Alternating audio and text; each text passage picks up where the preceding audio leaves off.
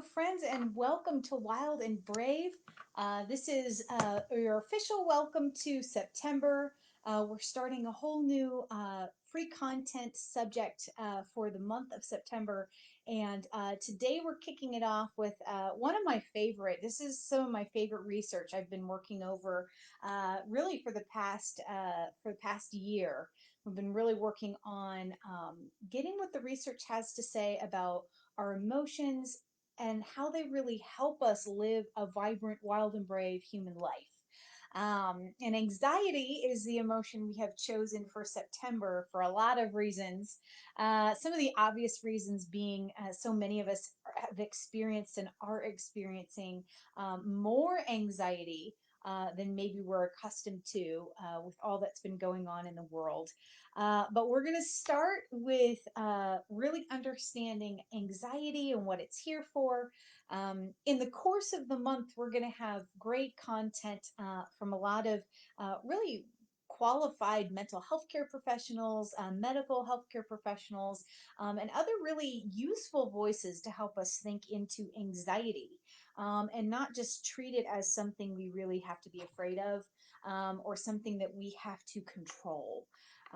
Trying to control our anxiety or avoid it can cause other problems that can really cost us a lot in life. So if you're live with us today, you can say hello to me in the comments. I'm Coach Morgan, and here at Wild and Brave, we have a lot of fun. If you're new to us, just make yourself at home. Feel free to private message us if you ever have a sensitive question. But share your experience, share your thoughts. For those of you watching the replay, you can put hashtag replay and say hey to us. A lot of our friends watch during the replay because we all have different time zones and work schedules going on. So make yourself at home. Let your voice be heard because we want to hear what you have to say. Where to even start? Actually made some notes for today because this is a topic I really can talk about for hours at a time. And no one really has time for that today.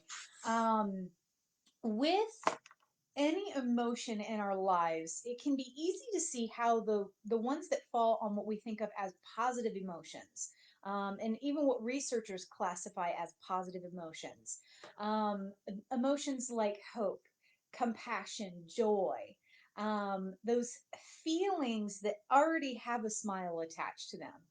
And we think of those emotions as making our lives better. But it's really tricky sometimes to remember that every single emotion on the whole spectrum of human emotion, they are all there to make our lives better. Hey, Mr. Skipper, good to see you, sir. Glad you could be live with us today. We're talking about anxiety. Um, Now, we all have associations with the term anxiety. And so when we talk about the emotion of anxiety, we want to step back from the experience and remember that emotion is in itself, that anxiety is in itself an emotion. And every single emotion, the ones on the nice list or the naughty list, those positive emotions that feel good, we want more of. The negative emotions, we sometimes try not to feel things like sadness, loss, fear. Anxiety definitely falls on that list that we tend to try to have fewer experiences of. We don't want to feel anxious. Sometimes we even experience one of the super naughty emotions, shame, when we feel emotions, and it can become a dark party real fast, where all the emotions we're feeling about the emotions we're feeling have a negative bent to them. So we start with that principle, that first principle, that every single emotion, all the normal human emotions that we experience are there to enrich our lives, to make us not only more awake and engaged in life, but also to make us better in life. No emotion is without usefulness. And we're going to put our money where our mouth is and start with one of the toughest ones to prove all that with. I think by the end of September, if you tune into any of these, you'll have some different thoughts about anxiety than maybe you've had in the past. So join me. I can dare you if you'd like. You can tell me at the end if we failed. You can be real honest, but I think you might feel very differently about anxiety when you see what it was designed to give you. Okay, so we started with that all emotions have uses. All of them are there to make our lives richer. Um, and if we think about what an emotion is in general, the working definition that we use most frequently here at Wild and Brave is we call emotions temporary messengers. And it's a real short definition of an emotion, but it captures a lot of what an emotion is meant to do in your life and in the world. So when an emotion comes, it's a messenger, so it's coming to tell you something, and it's a temporary messenger, which means it's supposed to come and go. The fun part about this is with some emotions, we don't want to let them come. Emotions like anxiety or sadness or anger, we don't want to let those emotions come. But the other emotions like joy, happiness, hope, peace, we want to keep those emotions. We want to keep them and we don't let them go away. And if they leave, we think something's wrong. So some of them we think if they come, something's wrong, and others we think something's wrong if they go away. And so the first step to allowing an emotion to perform its role in your life is to recognize that it is meant to come and go. So if you have been carrying around a fear of anxiety, maybe you have even had real problems in the past that have come when you have become too anxious, or you've noticed your health has suffered, your relationships have suffered. Maybe you're just very aware of yourself and you know when you're feeling anxious, you don't feel like yourself.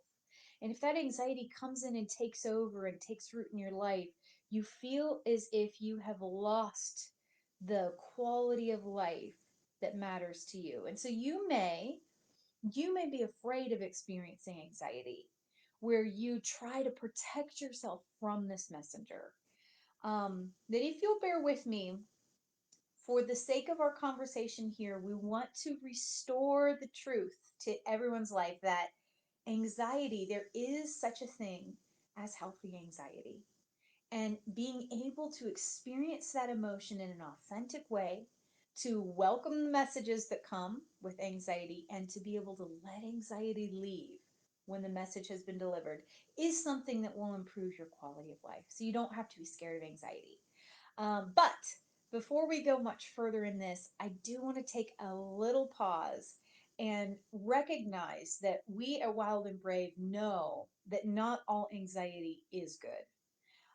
Anxiety is a healthy emotion, but the experience of anxiety is different, of a healthy emotion is different than experiencing anxiety disorder or other disorders that are related there. And so we're not pretending that all experience of anxiety can be cured with just a perspective shift. Sometimes the thing you're dealing with have gone beyond the scope of experiencing an emotion. And so if you are dealing with serious effects from anxiety, um, really encourage you to reach out and have a conversation with a qualified mental health care professional. Even if you're not sure that maybe your anxiety has crossed the line into too much, a qualified mental health care professional can really help you think through where is that line, and what do you really need in this season. But aside from the deep experience of an anxiety disorder or anxiety that has gone undealt with too long, all of us can get a little bit better at greeting anxiety when it arrives and helping it leave in peace.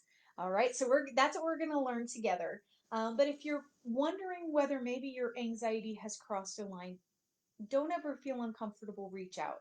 I answer all of my emails personally. So if you want to email me, I'm happy to think through it with you, or speak to a mental health care provider in your world who can kind of speak into your life there. Okay, enough with that caveat, because we want to be very clear what we're talking about here. Let's talk about the emotion you feel when you realize you're running late. I was running late starting today. I packed too much into my day today, and I started this broadcast a little bit past 3 p.m. my time. That was late. And when I recognized that I had overfilled my schedule and that I was going to be behind, and that I wouldn't even have time to warn my friends that, hey, I'm going to be late getting on, I experienced anxiety today. You may experience fear ridden anxiety when you recognize you've overdrawn your bank account, or just the uncertain anxiety of not knowing how a situation is going to pan out. And anytime anxiety shows up like that, it's telling you something that you can actually use. Um, okay, so we're going to talk about a lot of how anxiety can help you, and what you need to do to welcome it and make it come into your life in a positive way. But there's one very important thing that we want to say in the same breath with your emotions are temporary messengers. We also want to say that one of the things that an emotion does, all emotions do this in one way or another, emotions bring energy. Okay, emotions bring energy. And it's one of the major purposes that our emotions seem to have in a human life is that when, if you've ever felt yourself get excited and you wake up, maybe you were tired, maybe it was a long day, but then you see something that just you're so maybe a friend has stopped by. Not that anyone stops by anymore with COVID, but maybe you something comes up, something pops up, a reminder in your calendar, and you have a day off tomorrow. You didn't know it was coming, right? You were dead on your feet, ready to go to bed, but as soon as you saw that reminder, you're awake and ready to text somebody and tell them, say, hey, can we go fishing? Love my example because I've been wanting to go fishing. But you get the idea. As soon as the emotion of excitement comes, there's energy that comes with it. Now, anxiety, we talk about this especially with anxiety because anxiety is a extra on the spectrum of how much energy an emotion brings you. Anxiety is one of the highest yield, energy yield emotions. You notice how if you're falling asleep while you're driving and you swerve into the other lane and you realize it and it wakes you up, it's more than a sugar shot to the brain. It wakes you up in pure terror, right? That anxiety of, I almost killed somebody helps you not kill someone in the next 5 minutes. That's a terrible example, guys. I'm sorry about that. But you get the sense that when anxiety comes, it brings a punch of adrenaline with it. There's more going on in your neurology than just adrenaline. Depending on the context of the situation, sometimes you have other stress hormones release, like a DHEA, which is the short name for really long neurotransmitter. But when DHEA is released into your brain, it allows you to access your best thinking and make wise choices. It is one of the best substances for helping you think clearly and make choices you're proud of. So, your experience when anxiety comes, it comes not just with words, but with energy. All right, so that being said, when anxiety arrives, it comes with a punch of energy and a aggressive focus on something. Actually, we have a definition of anxiety, kind of redefining anxiety for us for the purpose of our investigation here. We want to hone in on what anxiety is really good at. Okay, so I'm gonna put this in the comments so everybody can see it. And this is redefining anxiety. I'm going to try to not type too loud. Um,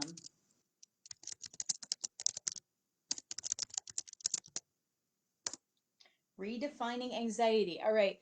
So, what healthy anxiety does is it brings passion and focus to the best and worst moments in life. It helps us by dealing authentically with life as it actually is. And it helps us to be fully awake to hope, to fear, and to possibility.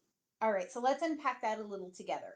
Uh, Anxiety brings passion and focus to the best and worst moments in life. Um, if you've ever had a morning where everything just kind of went by in a blur and you don't really know what happened, maybe you were on autopilot. A day like that is not going to stick in your mind and give you anything to hang on to on a difficult day in the future. But if you've ever had a day where it everything was so hard and maybe you really dug in with team members or family members or a friend and you pushed through. I mean, you dug deep and maybe you were racing a deadline or trying to meet a need that really needed to be met.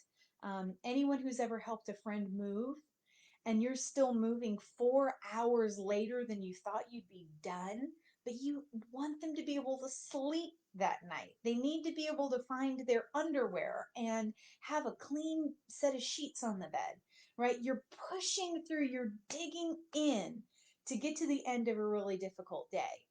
The experience of that day and the hardness of it will make it stick and live in your memory. You often will have really good memories of terrible days in your life, or difficult seasons in your life. Often have some of your favorite or most humorous moments that you carry with you. And it's because in that struggle, the tenseness, anxiety keeps you awake for it. It helps you to care, whether you're really upset about something or you really want it to go well. That's a passion that is really one of the major ingredients for success. It's certainly one of the things you need in order to overcome obstacles, which all success requires. When it comes to focus, who's heard of tunnel vision? Who's maybe experiencing tunnel vision today? It's real easy to do. Tunnel vision, where you get so cued in on the one thing you're trying to take care of that everything else falls away. Tunnel vision is some research call it hyper focus, and the ability to hyper focus where you inhibit, you block out everything except the thing that needs all of your attention, and you give 100% of your attention to that thing. It's amazing what you can accomplish, right? Who's had those moments and woken up an hour later like, wow, I got so much done?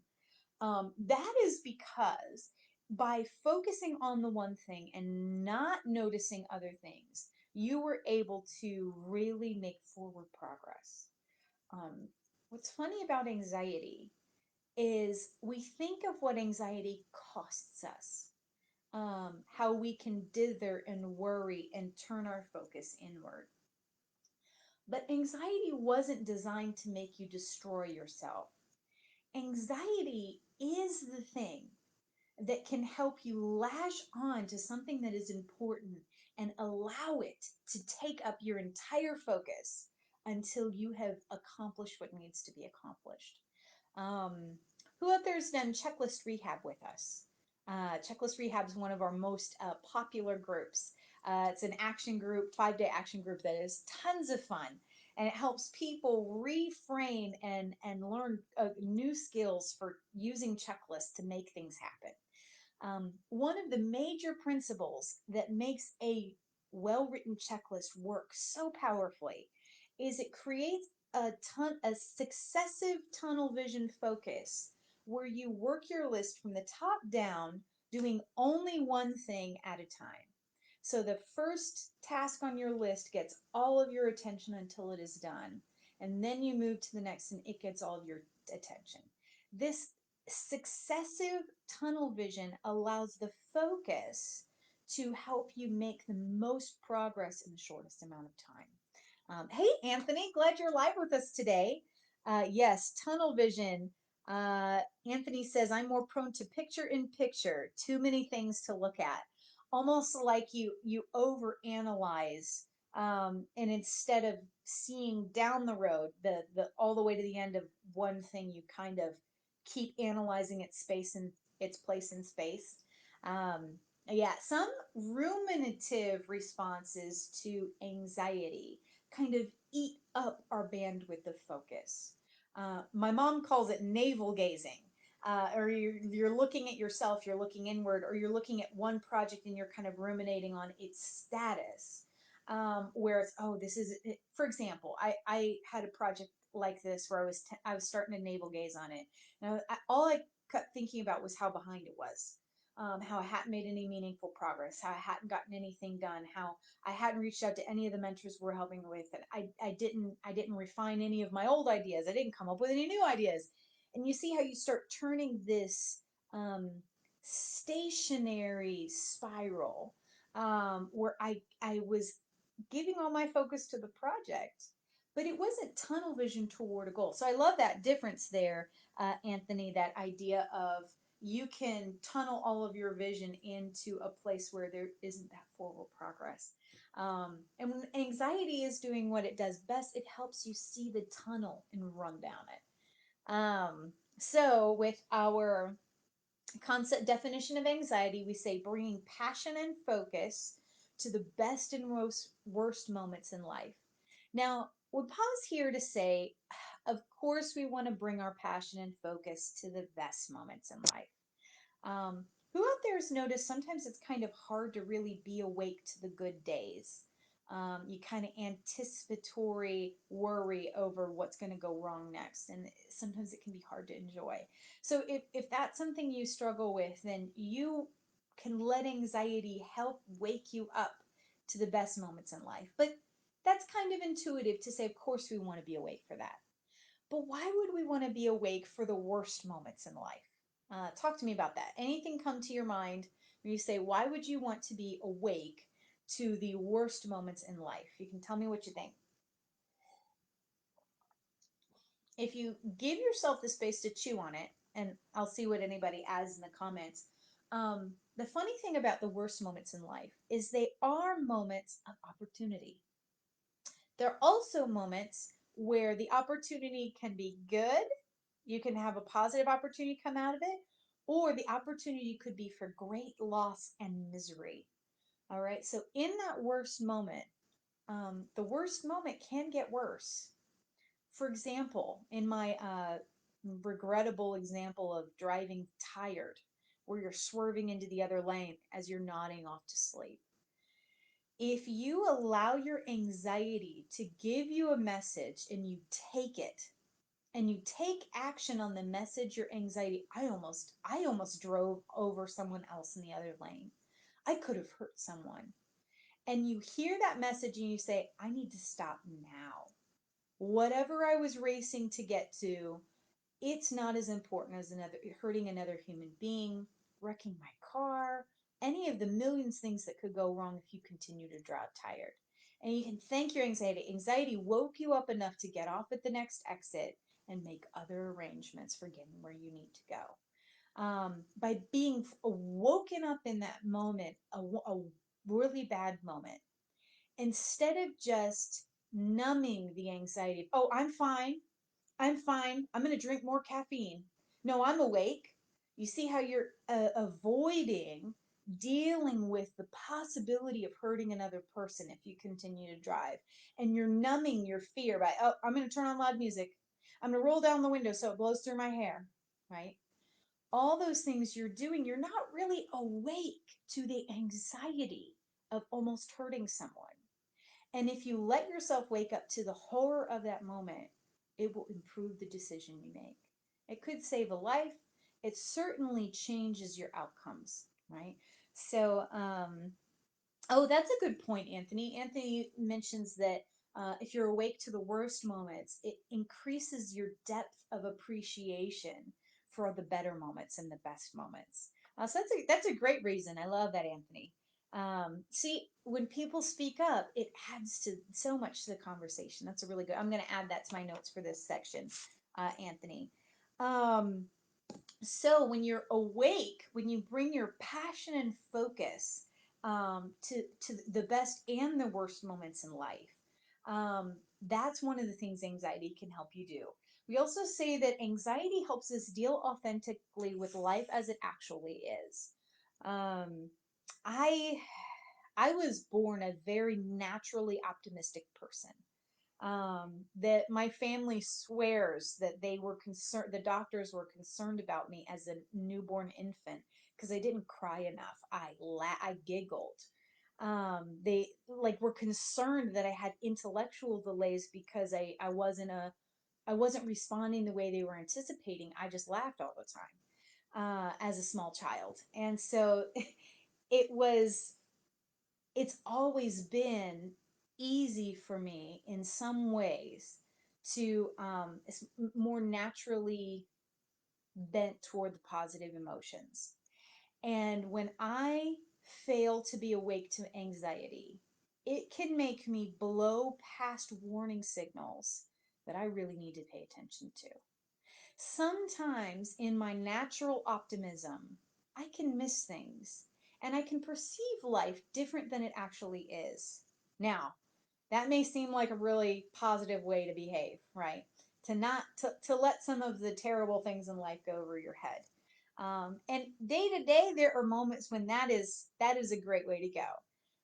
But when you're making important decisions, when you're navigating valued relationships, it's important to deal with what actually is, not life as you want it to be.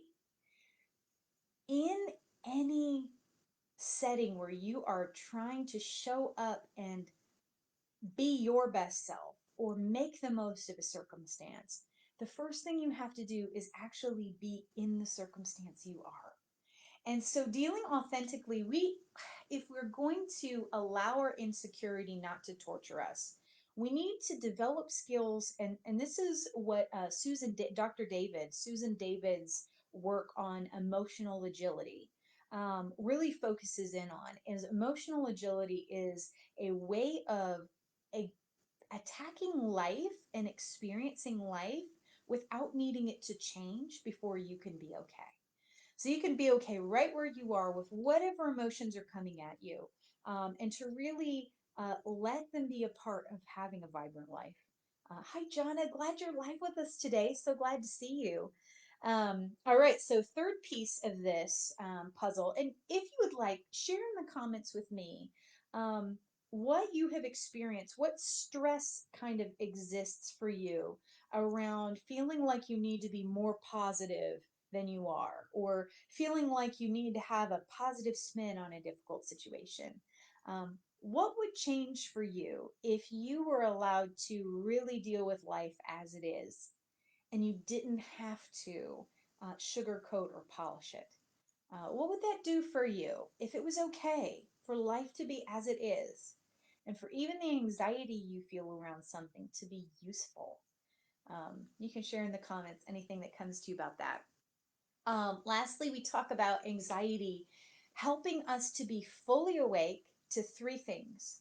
There are three things that anxiety is especially good at helping us not miss. Number one is hope, number two is fear, and number three is possibility. All right, so hope. Hope may be kind of obvious one to desire. We all want to feel more hope. Hope is a very uplifting emotion. It keeps us stretching and growing, not just staying as things are, but looking for opportunities to change. Anxiety helps us see what we hope, sometimes by recognizing when we feel that hope is threatened. Say you're going for an interview for a new job, or a new consulting gig, or a new customer that you're talking to, and it starts to feel like it's going badly. And you feel anxiety rise because you had such hopes for this opportunity. You wanted it, you could see it going so well, and you built a castle in your mind based on this going so much differently than it has started to go. In that moment, what your anxiety has done is it has shined a light on your hope and what you hoped for. Now, if you recognize that about the anxiety and you say, "Ooh, I'm feeling, I notice I'm feeling anxiety. What is being threatened here? Oh, I really hoped that this opportunity was going to be a place where I could grow. Like I could get this job and I could grow here. I could stop doing the same thing I've always done, and I could get some bumps and bruises on a new adventure, right? By recognizing what hope was threatened by the anxiety is warning you about, you can in that moment reconnect to the hope and say, okay, I do want this growing opportunity. How can I reach for it? And you take a breath and you reach again for the thing you want. Because what anxiety can help you do is stop focusing on what's going wrong and tune you in to reach for the thing you want. Um, it takes some practice, but it really is possible for anxiety to help you perform better under stress. It's a big help. Okay, so that's hope. Does that make sense? That sometimes the feeling that something is threatened is really a window into understanding what you had hoped for.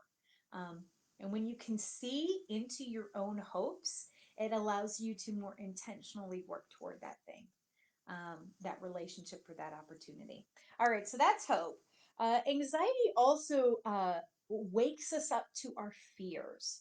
Now, we don't talk about fear a ton.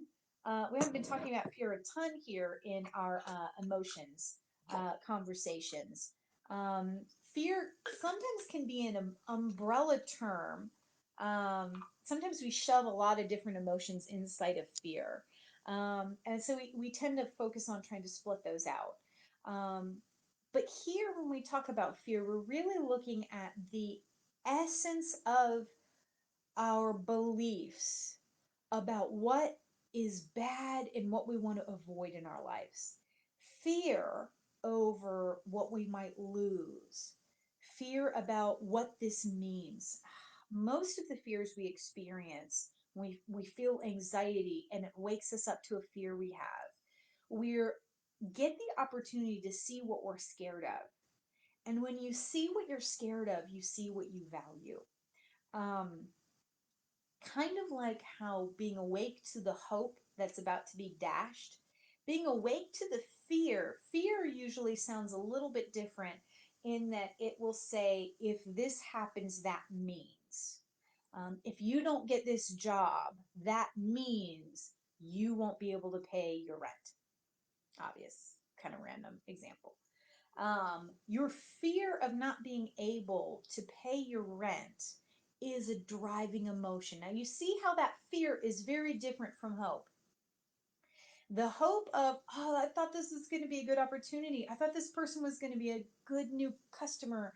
I thought this friend or this date or this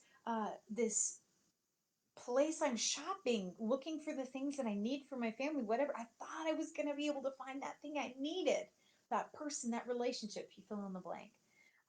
Hope is different because hope is what you're reaching for. And fear is so useful because when you see what you're running from, you understand what is shutting you down.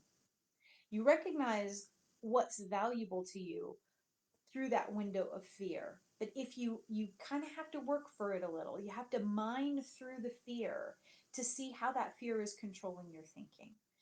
It's a little deeper than we're probably going to be able to go today since we're about out of time. But when you are awake to the fear you're experiencing, it gives you something to work with, and it allows you to show up with active intention to what is going on. Being awake to your fears really helps you provide and strategize to prevent the loss or the damage that the fear is warning you of. And lastly, possibility. Um, Anxiety is it's kind of an alarm bell that lets you know something could change. Um, we often notice this only in terms of bad possibilities, right? When COVID, just started being announced wherever you were, and the impacts on the community around you were just starting to be felt. Um, we all, everywhere, felt the anxiety of possibility. We didn't quite know how bad it was going to be yet. We didn't know what it was going to require from us. We didn't know what it would mean. And there were a lot of possibilities. And some of the choices and changes that you made early on with that pandemic announcement were driven by possibility. It's possible we won't be able to. A lot of educational systems are working this way in colleges and grad schools. The first couple of weeks of school, they're crowding in as much of the on campus activity as possible in case they have to go completely virtual toward the end of the academic semester as flu season comes. They are awake to the possibility that they might have to shut down on campus activities, and it's guiding their movement toward helping their students achieve what needs to be achieved anyway. See how that's a bad possibility, but by being awake to the knowledge of it, it enables better strategy. And there are also good possibilities. Even in the case of making new friends, learning something new, take having an opportunity at work. Sometimes you will experience feelings that are clear anxiety feelings, but rather than them being alarm bells to run away, they are signaling you, hey, there's possibility here. This could be good. So with possibility, and we're going to finish with one little technique. I'm going to challenge everybody a little bit today. We're going to use one technique that kind of allows you to engage your anxiety. I want you to start using a word. Maybe it's overused, but it's wow. Okay. So wow. So everybody can make wow using their fingers and a big smile, right? Wow. And if you stop and say wow, and you don't always have to open your mouth, but if you stop and say wow, you pause in that moment to receive whatever is coming in. Sometimes there's a possibility, sometimes there's hope, sometimes there's fear. Sometimes it's a great moment, sometimes it's a terrible moment. But instead of saying, uh, and this is going to get a little personal here, I have recently stopped. I'm working on it. I'm working on not reacting to things with any type of expletive, like crap, that happened, or any, you can fill in the blank with whatever oh no word you use, right? I realize that by reacting that way with oh no to something that's going on, I'm assuming that anxiety doesn't have a positive job to do for me. So my new habit is I'm just say, wow. I'm going to take a breath with it and say, wow. Uh, there's a technique I learned from psychiatrist Dr. Block. I forget her first name, but she teaches it where she uses the phrase, that's new. Okay. So you can say, wow, that's new. And you take a second because sometimes new isn't bad. Sometimes new is just new. And even if new is bad, seeing what it is preferable to not being aware to it. All right, not being awake to it. So we're going to start saying wow, and I'm going to challenge you this week. The Wild and Brave Challenge is to not react to things with any kind of oh no phrase. Instead, to just say, wow, that's new, or wow, I didn't see that coming. I didn't see that coming. Um, and let yourself be awake to whatever it is. Thank you for being patient with us today. We went a little longer than we usually like to go for these. Um, it's important at the beginning of something to set a tone for what something is worth. There's a lot of good in your life that you won't have if you try to live without anxiety.